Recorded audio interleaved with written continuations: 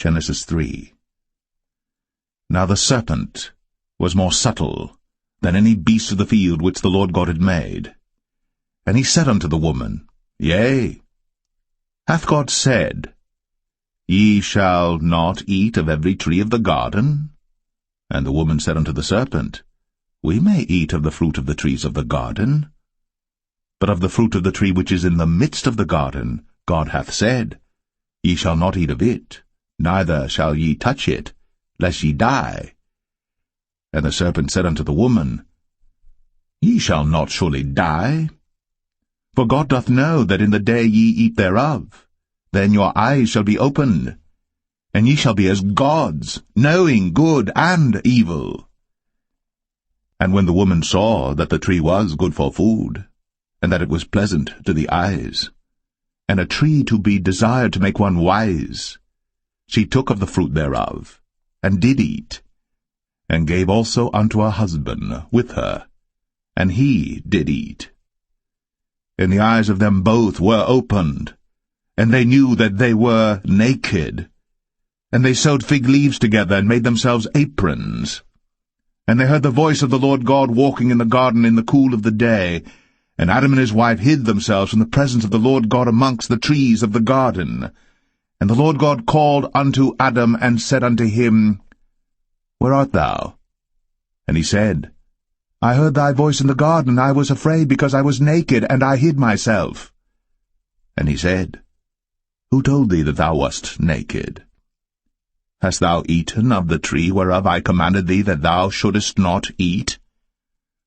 And the man said, The woman, whom thou gavest to be with me, she gave me of the tree, and I did eat.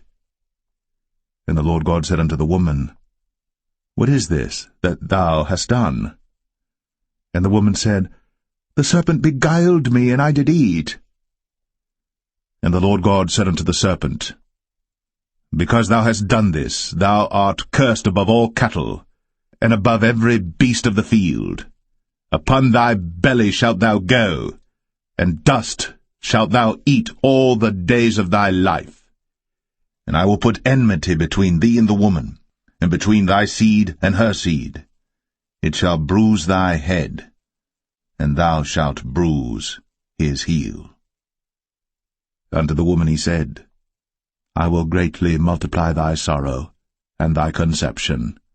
In sorrow thou shalt bring forth children, and thy desire shall be to thy husband, and he shall rule over thee.